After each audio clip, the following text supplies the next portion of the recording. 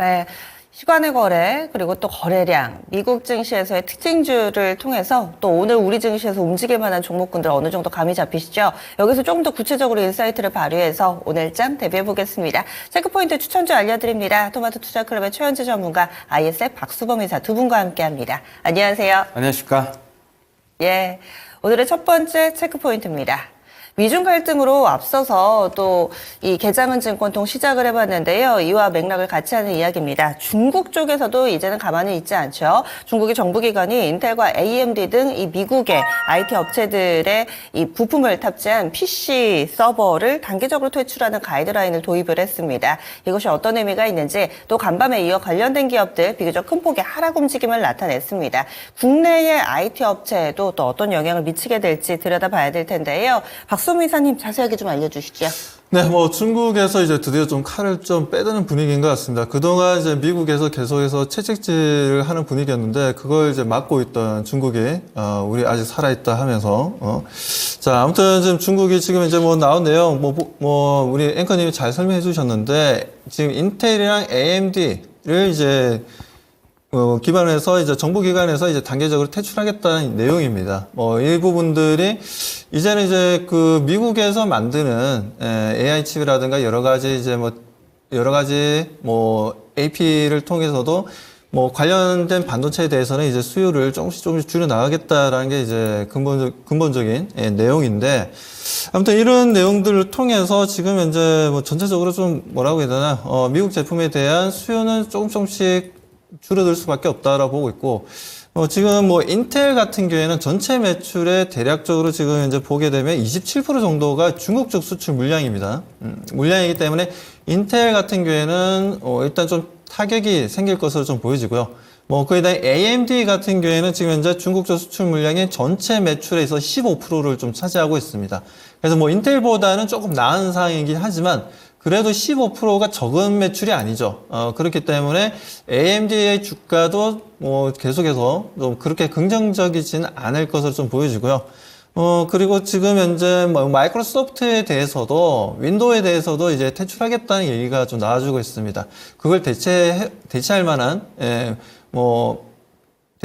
지금 현재 OS가 있다 보니까 딱히 지금 윈도우도 계속 사용할 필요가 없다. 퇴출시키겠다라는 분위기인데, 하지만 마이크로소프트가 지금 현재 중국을 통해서 매출이 일어나는 부분들은 약 1.5%밖에 안 돼요. 그래서 마이크로소프트는 중국을 통해서 일어나는 수익이 그렇게 많지가 않기 때문에 타격은 덜할 것이다라고 좀 판단하고 있어서, 일단 AMD와 인텔과 관련 종목들에 대해서는 우리가 좀 조심할 필요가 있다라는 말씀드리고요. 그렇다면 그 부분에 있어서의 수혜주라고 우리가 얘기한다면, 칩셋 미디어라든가 넥스트 칩이라든지 아니면은 지금 이제 서플러스 글로벌이죠. 네, 서플러스 글로벌을 관련 종목들이 주가 움직임이 그래도 좀 괜찮게 움직이지 않겠냐라고 좀 시장에서는 좀 바라보고 있다라고 말씀을 좀 드리고 싶습니다. 네, 그래서 중국향 이 국내의 업체들 같은 경우는 이런 상황이 수혜가 좀 될 수도 있겠다. 엔비디아는 소폭이긴 하지만 어제 올랐는데 엔비디아는 중국 쪽의 매출이 제한적인가요? 네. 엔비디아가 최근에 또 중국도 젠슨왕이 좀 방문하고 해서 그런 건지, 그리고 실질적으로 지금 현재 원래 시중에서 판매되는 가격보다 중국 기업들이 그 AI 칩을 구입하기 위해서 네. 노력을 하고 있는데, 그 부분들이 가격대가 엄청나게 비싸더라고요.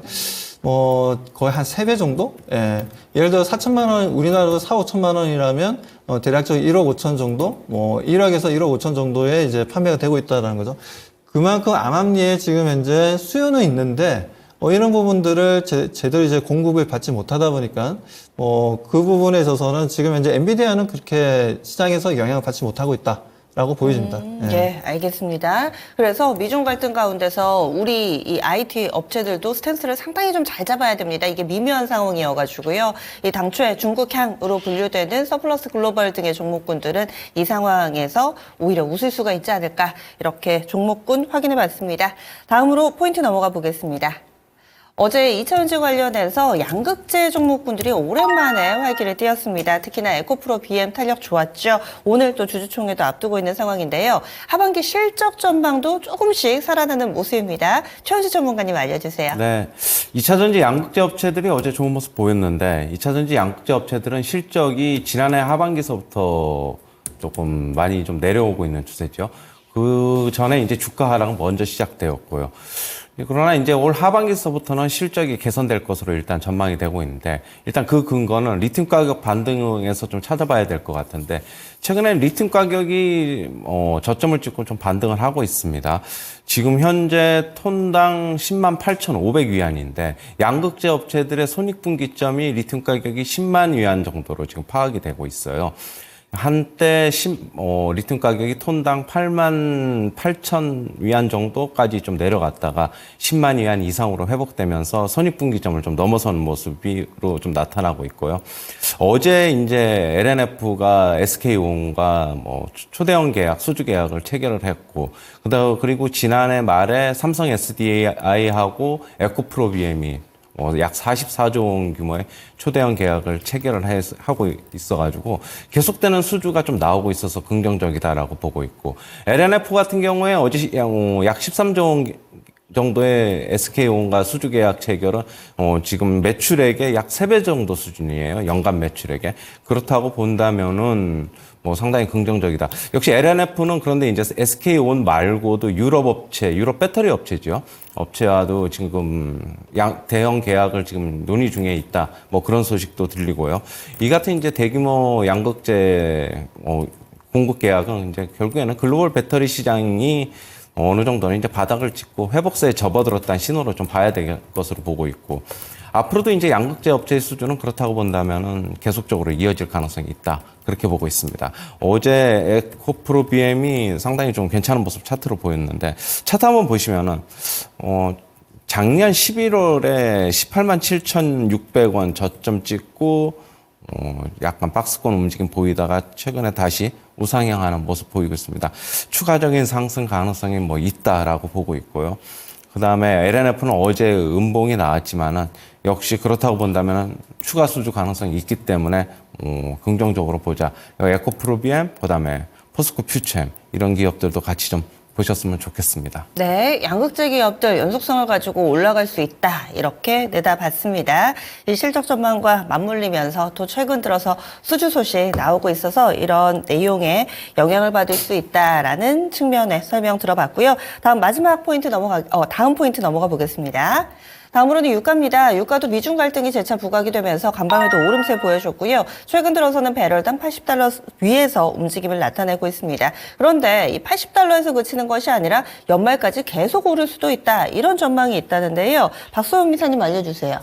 네. 지금 이제 유가가 최근 들어서 이제 배럴당 80달러를 넘긴 상태에서 서부 텍사스유도 마찬가지고, 두바이유도 마찬가지고, 브렌트유도 마찬가지로 지금 이제 80달러 부근에서 좀 움직임을 계속해서, 하락했다, 상승했다를 반복하고 있는 흐름들입니다. 자, 지금 유가에 대한, 상승에 대한 기대감을 지금 이제 좀, 가져가고 있다라고 좀 말씀을 좀 드릴 수가 있고요. 자, 그 이유로는 지금 이제 우크라이나가 계속해서 러시아의 지금 정유 시설을 드론으로 공격하고 있습니다. 이번에도 보니까 간밤에 또 나온 뉴스들 보니까 또 공격한다 하더라고요. 그런 내용들이 좀 나와주고 있고, 그리고 미국의 이제 원유 재고가 좀 감소하고 있다는 부분들, 그리고 중국이 지금 현재 경기 부양책이 좀 나와주고 있다라는 부분들, 이런 부분들 지준율 인하라든지 그런 부분들이 지금 현재 경기 부양에 대한 내수 시장을 살리고자 하는 내용들이 좀 나오다 보니까 유가 상승에 대한 기대감도 좀 높아지고 있다라고 말씀드릴 수가 있고, 그리고 최근 중동 리스크가 있었던 부분들에 있어서 홍해 리스크, 이제 지정학적인 리스크가 아직까지도 지금 현재 확대되어 있는 상태고, 이게 언제 끝날지 알 수 없는 상태다 보니까 장기적으로 지속하다 보니까 유가가 쉽게 내려가는 분위기는 아니다라고 말씀드리고요. 그리고 지금 유럽 같은 경우에도 비축유에 대해서 지금 현재 재구축을 하겠다라는 움직임을 좀 보여주고 있습니다. 그러니까, 재고량을 좀 더 늘리겠다라는 거죠. 한마디로 얘기하면. 그런 내용들이 좀 나와주고 있고, 그리고 미국 같은 경우에는 대체적으로 보면 이제 5월 달이 이 드라이빙 시즌이라 해가지고, 소위 얘기해서 이제 자동차로 여행을 다니시는 분들이 굉장히 많습니다. 그래서 유가에 대한 수요가 상당히 좀 많이 좀 늘어나는 계절 중에 하나가 5월달이라는 거죠.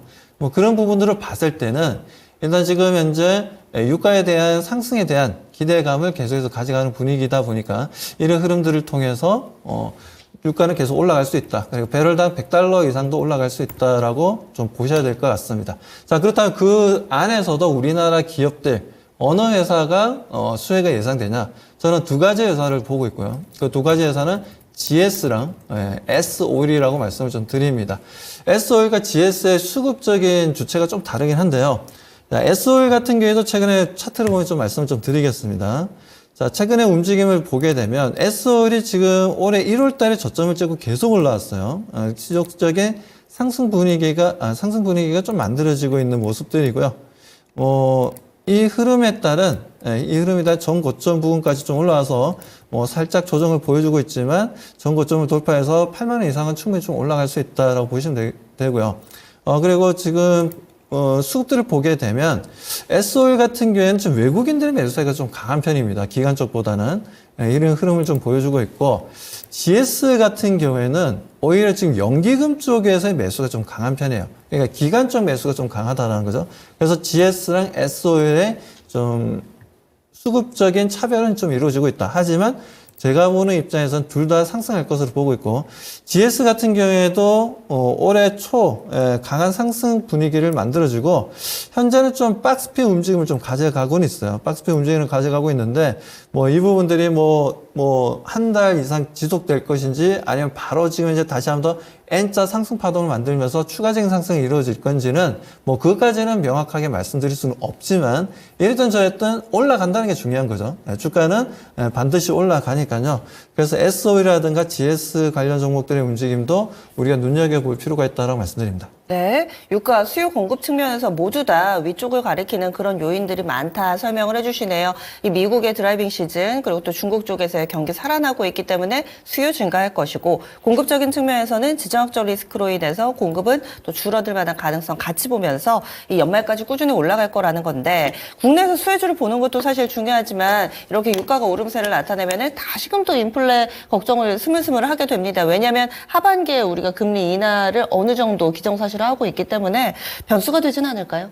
요즘 같은 경우에는 지금 현재 일반 CPI보다는 근원 CPI를 좀 많이 보니까요. 근원 CPI 같은 경우에는 이전 유가라든가 우리가 먹는 식료품들 있죠. 이런 부분들을 빼고 난 근원 CPI 같은 경우에 그런 CPI를 많이 좀 참고를 하고 있기 때문에, 제가 봤을 때는 아무래도 금리 인하에 대한 부분들은 조금 늦춰질 수는 있겠지만, 아무튼 지금 이제 보는 시각이 조금은 달라져 있다. 과거에 비해서는. 그 부분들을 말씀드리고 싶네요. 네, 근원 CPI 보기 때문에 크게 걱정하지 않으셔도 되지 않을까 의견 들어봤습니다. 다음 마지막 포인트 넘어가겠습니다.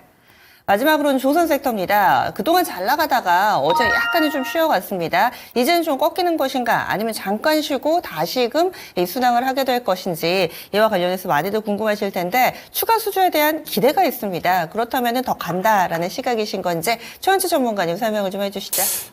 조선 섹터 같은 경우에는 좀 어제 같은 경우에도 조금 밀려서 내려오긴 했는데, 장 마감 후에 하나오션이 수주를 발표를 했어요. LNG 운반선 8척을 수주를 했다.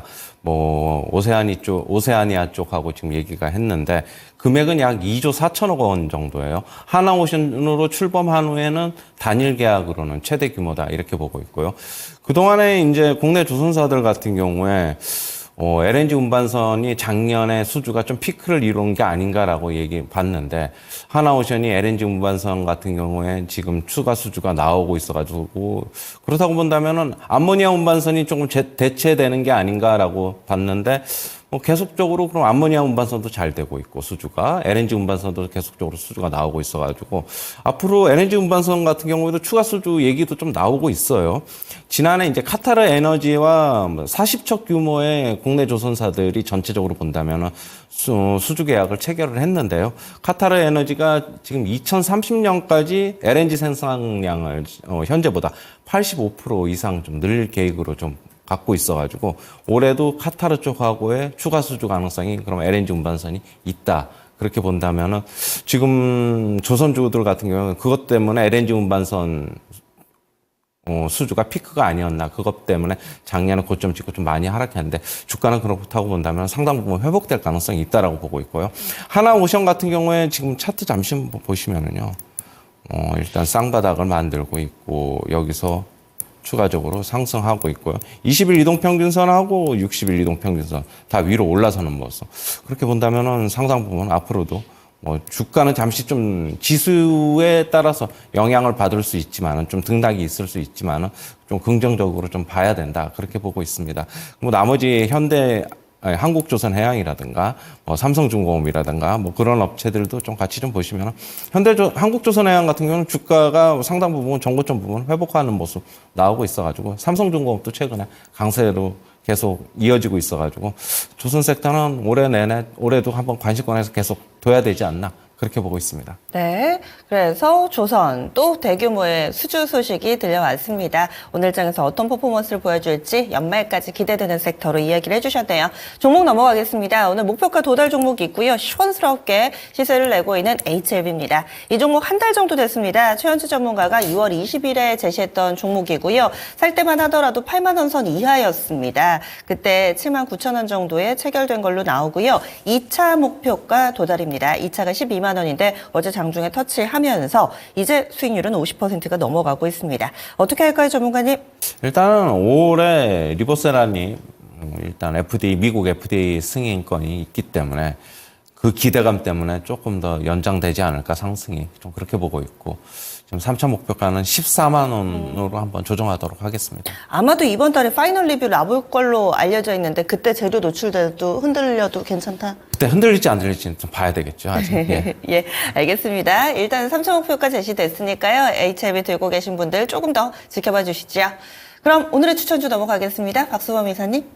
네, 제가 조금 전에 이제 유가 관련된 내용을 말씀 좀 드렸는데, 저도 유가 관련된 종목인 GS를 좀 보도록 하겠습니다. 자, GS 같은 경우에는 최근 들어서 주가 움직임이 상당히 좋습니다. 기술적 분석으로 보더라도 주가 상승 흐름이 좀 한 단계 레벨업이 된 이후에 행보를 하고는 있지만 추가적인 상승 흐름을 좀 기대해 볼 수 있는 위치다라고 말씀드리고, 제가 조금 전에 말씀드렸다시피 지금 이제 미국 같은 경우에도 원유 재고량이 좀 감소하고 있고, 그리고 중동 리스크에서 홍해 리스크까지 지금 현재 지정학적인 리스크가 커지고 있는 부분들, 여기에다가 지금 현재 계속해서 우크라이나가 러시아를 현재 드론으로 공격하고 정유시설을 공격하고 있다라는 부분들, 그리고 오펙 플러스에서 6월 달까지 감산을 하겠다고 했지만 지금까지 역사상 제가 봤을 때 오펙 플러스가 서로 간에 감산하자 해가지고 감산한 적이 제대로 감산한 적이 단 한 번도 없었어요. 최근에도 사우디 같은 경우에는 오히려 좀 늘었었죠. 본인들이 감산하자라고 얘기해놓고서는 오히려 수출 물량이 좀 늘었던 부분들, 아무튼 그런 부분들이 있었는데, 그렇기 때문에 지금 현재 아무튼 유가 관련해서는 지속적인 상승 분위기가 만들어질 수밖에 없다라고 말씀을 좀 드리고 있고, 그리고 지금 현재 전기차 수요가 좀 주춤하고 오히려 내연기관 자동차들의 판매량이 좀 많이 좀 늘어나고 있는 추세입니다. 그러다 보니까 아무래도 그 유가는 상승에 좀 더 우리가 좀 봐야 된다. 그리고 GS 같은 경우에는 지금 기관 쪽이 좀 더 강하게 좀 베팅을 하고 있기 때문에 기관들의 수급적인 움직임들 앞으로도 긍정적으로 바라보고 있고 추가적인 상승 흐름들 기대해 보겠습니다. 자, 그렇다면 좀 투자 전략 말씀드리겠습니다. 차트를 보도록 하겠습니다. 차트를 보시면은 일단 현재가가 지금 현재 5만 원이 좀 부족한 이제 49,800원입니다. 200원이 부족한. 자, 그 부분에 있어서 다시 한번 더 상승 분위기를 이어나갈 것으로 보고 있는데 저는 일단 55,000원을 좀 말씀을 좀 드리고요. 시초가로 매수 대응을 좀 해보도록 하고, 그리고 손절가는 45,000원으로 대응해보도록 하겠습니다. 네, GS고요. 다음은 최현주 전문가님. 네, 하이브입니다. 최근에 엔터주들 흐름이 별로 안 좋은데, 어제 하이브가 좀 상승 흐름이 나오면서 괜찮은 모습을 보였어요. 일단 하이브 같은 경우는 BTS 군입대가 지금 순차적으로 이루어지고 있는데요. 그러면서 이제 BTS 공백을 뉴진스라든가 르세라핌 관련해서 매출이 증가하면서 좀 메워주고 있어서 긍정적이다. 그렇게 보고 있고, 지금 아티스트들의 활동이 본격적으로 재개가 될 것으로 지금 보고 있어가지고, 음반 판매하고 음원 매출이 증가가 예상이 되고 있습니다. 그리고 올해 6월서부터 BTS 멤버들 같은 경우에 전역이 순차적으로 이루어질 것으로 보고 있어가지고 역시 뭐 솔로 활동이든 이어질 것으로 보고 있어가지고 긍정적이다라고 보고 있고, 주가는 이제 빠질 만큼 빠진 것 같아요. 어제 보니까 그렇고, 그러면은 한번 이제 접근해 보자라는 그런 시각이고요. 네. 매수가는 20만 5천 원 이하에서 접근하시고, 목표가는 24만 원, 손절가는 18만 원 제시하도록 하겠습니다. 알겠습니다. 하이브 추천 나왔습니다. 이렇게 해서 체크포인트 추천주 알아봤습니다.